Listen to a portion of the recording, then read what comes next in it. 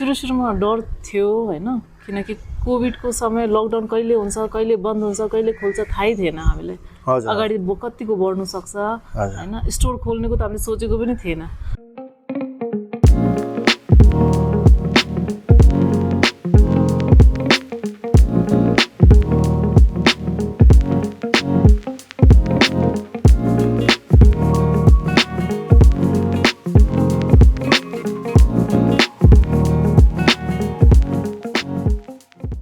Farm shop चाहिँ plan थिएन, त्यही कोभिड भएपछि बल्ल अब के भयो भने सबैजना डराए, हामी गाउँ जाने घर जानेतिर लागे।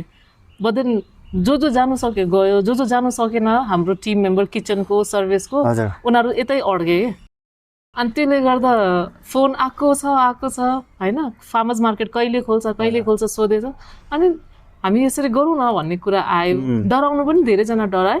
पछि त वी ह्याड मास्क लगायो, त्यो पिपी किट यस्तो गर्मीमा होइन, अनि डेलिभरी गर्नु लाग्यो। डर थियो कता न कता, बट टचवुड केही भएन। हाम्रो टिमलाई एउटा क्वालिटीलाई हामीले प्रियोरिटी दिएर त्यसरी खोलेछु। प्रिभियसको कुरा गर्दाखेरि चाहिँ म लेशेपा रेस्टुरेन्टमा एज अ सर्भर काम गर्थेँ। कोभिड लागिसकेपछि रेस्टुरेन्टहरूदेखि लिएर सबै लगभग प्रायः जसो बिजनेसहरू सटडाउन भएर एन्ड देन हामीलाई चाहिँ ब्याक टु होम पठाउने प्लानिङ थियो। एन्ड देन त्यो प्लानिङमा चाहिँ स्टाफहरूलाई पनि इन्फर्महरू भयो। सो अब चाहिँ रेस्टुरेन्ट खोल्न मिल्दैन, अब घर जानुपर्छ भन्ने कुरा थियो। आवर सिनियर्सले चाहिँ they see a scope that we can serve कम्युनिटीलाई केही गरेर भनेर। म सुरुमा फार्म सपमा जोइन गर्दाखेरि चाहिँ लेशेपा मार्केटको लागि चाहिँ मेरो इन्टरभ्यू भएको थियो। एन्ड मार्केट सँगसँगै फार्म सप पनि कसरी गर्ने भनेर चाहिँ फार्म सपमा मैले गरिसकेपछि म फुल्ली फार्म सपको लागि नै जोइन गरेँ। फार्म सप जोइन गरिसकेपछि मेरो बिहान फर्स्ट सेड्युल नै हुन्छ आउटलेट भिजिट गरिसकेपछि आउटलेटमा अब पार्टनर्सहरूबाट आएको प्रोडक्टहरूको क्वालिटी चेक गर्ने, एरेन्जमेन्टहरू आउटलेटको के छ त्यो हेर्ने, एन्ड कस्टमरहरूसँग कुरा गरेर उहाँहरूले हाम्रो प्रोडक्टहरूको फिडब्याकहरू दिने। जस्तो म day to day customer every day 3 to 4 कस्टमरसँग 1-on-1 टक गरिरहेको कुरा गरिरहेकै हुन्छु।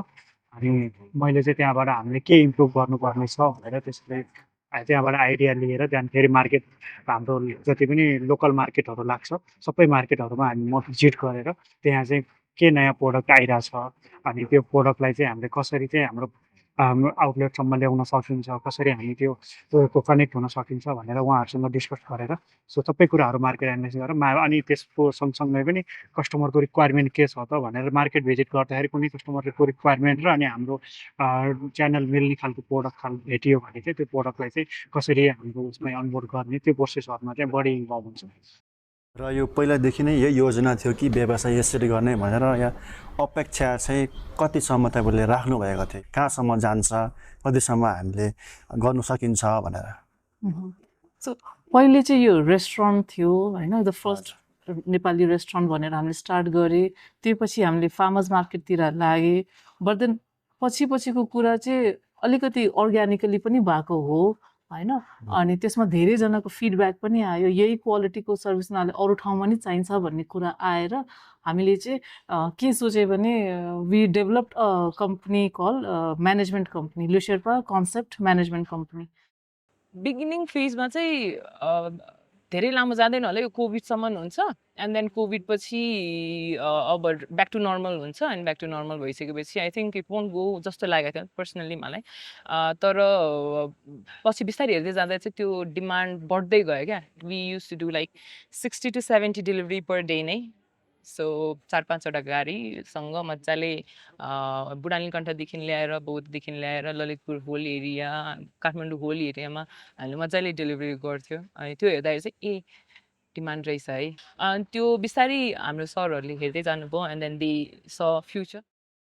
2020 को लकडाउन पछि चाहिँ कोभिड पछि धेरै कुराहरू सिकिसक्नु भएको छ, चाहे त्यो प्रड्युसर होस् चाहे त्यो कस्टमर कन्ज्युमर हो। प्रड्युसरहरूले चाहिँ त्यो कुरा बुझ्नुपर्छ कि हामी केमिकलहरू या हाम्रो प्रोडक्टमा कुनै पनि पेस्टिसाइड्सहरू युज गर्नु हुँदैन, कुनै पनि त्यसलाई चाहिँ कसरी मोर हेल्दियर बनाउन सकिन्छ भन्ने कुरामा चाहिँ मैले पर्सनली देखेको चाहिँ प्रड्युसरहरू चाहिँ मोर अवेर हुनु जरुरी छ, किनभने कन्ज्युमरहरू अलरेडी अवेर म्याक्सिमम भइसक्नु भएको छ। हामी फार्म सपले चाहिँ एट द मार्केटको एक्जोटिक प्रोडक्ट र कन्ज्युमरको रिक्वायरमेन्टलाई चाहिँ हामीले फार्मरहरूसँग उत्पादन गराउने र कन्ज्युमरसँग पुर्याउने रिस्पोन्सिबिलिटी चाहिँ हामीले लिइरहेछौँ अहिले करेन्टको केसमा। फार्म सपको एउटा प्राउड थिङ के हो भन्दाखेरि we are supporting Nepali community, we are supporting Nepali बिजनेसेसहरू एन्ड एउटा फार्म सपमा काम गर्छु भन्दाखेरि चाहिँ एउटा प्राउड मोमेन्ट आउँछ, प्राउड फिलिङ्स आउँछ that not only I am earning my living from farm shop, but I'm supporting some of the other family, I'm giving a supportive hand to that family as well. त्यो फ्यामिलीलाई मैले help गरिरहेको छु directly indirectly, उहाँहरूले थाहा होला नहोला, but त्यो भित्रैबाट फिलिङ्स चाहिँ लाइक अरूहरूलाई भन्दाखेरि पनि फार्म सपमा काम गरिरहेको छु भनेर भन्दा पनि वाट इज इट भनेर क्वेसन आउँछ। अफकोर्स नयाँ कम्पनी हो, सो त्यो गर्दा चाहिँ इ कमर्स प्लेटफर्म हो, we support all Nepali producers and only Nepali producers, so there is no अगर मगर छैन। सो जेन्युन प्रोड्युसर्सहरूलाई हामीले हेल्प गरिरहेको छौँ and then directly indirectly overall नेसनलाई नै हेल्प गरिरहेको छौँ भन्नेवाला फिलिङ्सले चाहिँ पर्सनली एकदम प्राउड हुन्छ। हाम्रो मेजर च्यालेन्जेस भनेको एउटा प्याकेजिङ हो। प्याकेजिङ हजुर, मेजर। अनि त्यो पछि चाहिँ हामीले सर्टिफिकेसन हाम्रो जे सिस्टम छ नि हाम्रो देशमा हजुर त्यो एकदम गाह्रो छ के। प्रोडक्ट ल्याउनुको लागि नेचुरल पनि लेख्नु मिल्दैन, अर्ग्यानिक पनि लेख्नु, खै के कन्डिसन छ क्या। इफ फ्युचरमा भयो भने मेन प्याकेजिङ सर्टिफिकेसन प्रोग्राम जे छ त्यो चाहिँ अलिकति गभर्मेन्टले सजिलो बनाइदियो भने हामीले चाहिँ एक्सपोर्टमै जाने, नेपालको प्रोडक्ट बाहिर राख्ने। त्यसमा हामीलाई इन्डिया दुबईबाट पनि अलरेडी इभन युएसबाट पनि हामीलाई अप्रोच चाहिँ गरिरहेछ, नगरेको छैन।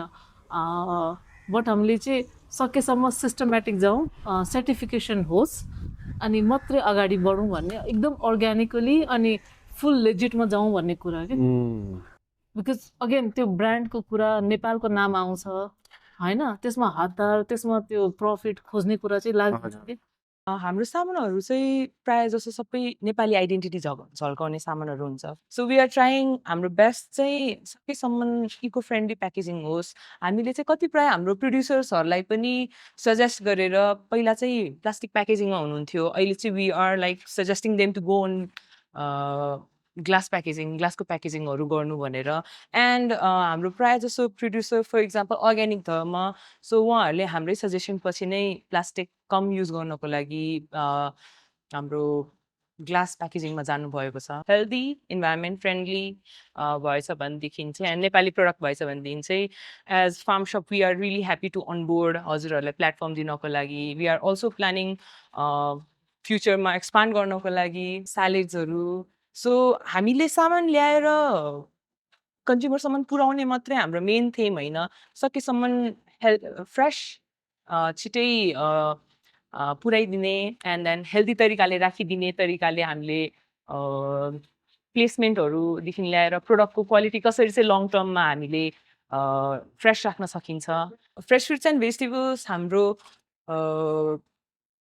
पेपर ब्यागहरू युज गरेर एन्ड सकेसम्म पेस्टिसाइड फ्री प्रडक्टहरू, इफ मच बेटर अर्ग्यानिक प्रडक्टहरू, सर्टिफाइड प्रडक्टहरू। यस वी डु हेभ अर्ग्यानिक प्रडक्ट्सहरू पनि। एन्ड हाम्रो एज नेपाली कम्युनिटीको लागि गाइड हुने तरिकाले हाम्रो बेसिक स्टेबल फुडहरू जस्तै हाम्रो दालहरू, राइसहरू, हामीसँग भेराइटी अफ राइसहरू, चक्कीमा पिसेको दालहरू एन्ड अरूहरू हामीले एक्सप्याट कम्युनिटीहरूले क्याटर गर्नको लागि किनोवा सिडहरूदेखि ल्याएर यिनीहरू सबै हामीले अप्सन राखेको छौँ। एन्ड अझै धेरै प्रडक्टहरू हामीलाई, अझै धेरै प्रडक्टहरू चाहिँ डिमान्डमा छ। हामीले चाहिँ एउटा फ्युचरमा प्लेटफर्म पनि कम्युनिकेसन च्यानल एज अ रूपमा हामी गरेर मार्केटमा के डिमान्ड छ, कसरी चाहिँ हामीले लिएर आउन सक्छ भनेर एक्सपर्टिजहरू पनि हामीले सजेस्ट गर्न, स्विस कन्ट्याक्टहरूबाट एक्सपर्टिजहरू पनि हामीले सजेस्ट गर्न गराइदिन्छौँ। हामीले त्यो फेसिलिटिज पनि दिन्छौँ। अनि वी हेभ अरू अझै हेल्थ रिलेटेड प्रडक्टहरूमा खम्बुचाहरू, कोभिडको टाइममा खम्बुचा चाहिँ एकदम ठुलो हाइपमा आएको छ। यसको हाम्रो इम्युनिटी पावर बुस्ट गर्नेदेखि ल्याएर हाम्रो डाइजेसन्सको लागि हेल्प गर्ने प्रोपर्टिजहरूदेखि ल्याएर एकदम पपुलराइज भएको छ कोभिडमा. सो इट इज कन्टिन्युइङ हाम्रोमा. अनि त्यसपछि वी हेभ लाइक फ्रेस हाम्रो मिल्कहरू योगर्टहरू आउँछ every week twice a week every day आउँछ. सो आश्रमहरू हुनुहुन्छ, we are supporting them, we are giving platform to आश्रमहरूलाई टु लाइक एउटा सोर्स अफ इन्कम होस् भनेर उहाँहरूको लागि पनि. So they are have really good initiative, राम्रो इनिसिएटिभ छ त्यो प्रोडक्टहरू ल्याएर बेच्नको लागि. सो हजुरले आफ्नो निड मात्रै होइन कम्युनिटीलाई पनि सर्भ गरिराख्नुहुन्छ हाम्रो सपोर्ट गर्नुभयो भनेदेखि. And we have like bakery प्रडक्ट्सहरू फ्रेस एभ्री डे आउने, एन्ड नेपाली प्रडक्ट्सहरू तितौराहरू, टीहरू. मैले चाहिँ इफ गभर्मेन्टलाई पनि त्यही भन्छु, इफ केही पोसिबिलिटी छ भने प्याकेजिङ फ्याक्ट्री हाम्रो देशमै हुनु पर्यो, सस्टेनेबल हुनु पर्यो, बल्कमा हुनु पर्यो. किन्ने मान्छे टन्नै छ क्या, यति धेरै एन्टरप्रेन्योर छ, आँखा चिङले किन्छ. रेस्टुरेन्ट यति धेरै छ, रेस्टुरेन्टलाई डेलिभरी फुड डेलिभरी प्याकेजिङको लागि सिल्भर फोइल किन युज गर्ने त? अल्टिमेटली हाम्रो देशमा त्यो ल्यान्डफिलमा जाने त हो नि. कोभिड पछि मान्छेहरू एकदम कन्सियस भयो कि उनीहरू बढी तिर्नु रेडी नै छ. बट त्यो हेल्दी हुनु पर्यो, सर्टिफिकेसन हुनु पर्यो. अब घीको कन्जम्सन एकदम बढिसक्यो अहिले. प्रोसेस ओइलहरू युज नगर्नु, कोल्ड प्रेस युज गर्नु, त्यो सबै आई थिङ्क कोभिडले धेरै कुरा सिकायो. अनि अडियन्स चाहिँ रेडी नै छ लाग्छ मलाई, डिमान्ड छ. हामी चाहिँ स्वास्थ्य सोच विचार चाहिँ छ अहिले एकदम एकदम. कम्बुचाको सेल्स पहिले एउटा ब्रान्ड हुन्थ्यो, अहिले 3-4वटा ब्रान्ड छ. कम्बुचा यो फर्मेन्टेड टी हो, वेट लस पनि अनि हेल्दी टी हो यो. अनि यसको कन्जम्सन एकदम बढेछ होइन. अनि कतिवटा रेस्टुरेन्टमै कोकको सट्टामा त्यो राख्नु होइन, प्राइस पनि महँगो छैन त्यो. नेपालमा बनाएपछि नेपालमै पैसा बस्छ नि भन्ने कुरा छ. सो एउटा चाहिँ आफ्नै देशमा आफ्नो पैसा बस्छ भन्ने एउटा तपाईँको अवेरनेस आइसक्यो. अर्को चाहिँ हेल्दी भनेपछि प्रोडक्ट छ भनेपछि I am happy to pay भन्ने खालको चाहिँ भइसक्यो क्या. हाम्रो पुरै कम्युनिटी नै ब्याक टु नेचर टाइपको एउटा फिलिङ्समा छ. सबैले त्यो अवेरनेस राम्रोसँग पाइरहेछ होइन. अहिले चाहिँ त्यो इको फ्रेन्डली प्रोडक्टहरू युज गर्नुपर्छ अनि नेचुरल प्रोडक्टहरू खानुपर्छ भन्ने खालको एउटा अवेरनेस चाहिँ राम्रो ग्रोइन भइरहेको हुँदै. नेपाल एउटा देश, मैले नै ट्राभल गरेँ होइन धेरै ठाउँमा. आई थिङ्क नेपालमा सानो पनि के राख्यो भने आफै उब्जिँदो रहेछ क्या. त्यो चाहिँ एकदम सबै देशमा हुँदैन त्यो कुरा होइन. स्पेसली मैले जहाँ गएँ पनि मैले कतिवटा यहाँको बिरुवाहरू गाउँमा गएर मेरो सासूलाई दिएँ भने सबै हुँदो रहेछ कि धेरै कुराहरू आफै उग्ने रहेछ. सो त्यसमा धेरै केमिकलहरू त्यस्तो चाहिँ हाल्नै पर्दैन क्या. माटै राम्रो छ हाम्रो. सो त्यो भनेको एउटा अर्ग्यानिक नेचुरल त्यो तरिकाले चाहिँ आउने बाटो हो क्या. एकदम हामी लकी छौँ कि त्यस्तो कुरामा. अनि तपाईँको यो सिस्नु भयो होइन, फापर भयो होइन, इभन त्यो स्पाइसेसमा तपाईँको सिचुवन पाउडर भयो, तिमुर भयो होइन, यो सबै त नेचुरल हो नि होइन. त्यसलाई त्यसरी खायो भने राम्रो हो कि हेल्दी. त्यसलाई केही प्रोसेस गर्नु परेन. सो यति कुरा अलरेडी छ. अनि हामीले यो इन्भाइरोमेन्टको कुरा, त्यो खाना, त्यो अर्ग्यानिक कुरा छ, त्यो अलरेडी हाम्रो गाउँहरूमा भइ नै रहेछ कि. यो जस्ट सिटीमा अलिकति बिग्रेको हो होइन. इफ हामीले त्यही कुरा सिटीमा पनि प्र्याक्टिस गर्नु थाल्यो, हाम्रोमा धेरै प्रडक्ट छ. अर्ग्यानिक प्रडक्ट भनेर नेपालले एउटा छुट्टै तरिकाले हामीले चिन्नु चाहिँ सिकाउँछ कि यति धेरै प्रडक्ट छ क्या त्यसमा होइन. जे पनि उगाउनु मिल्छ कि यहाँ.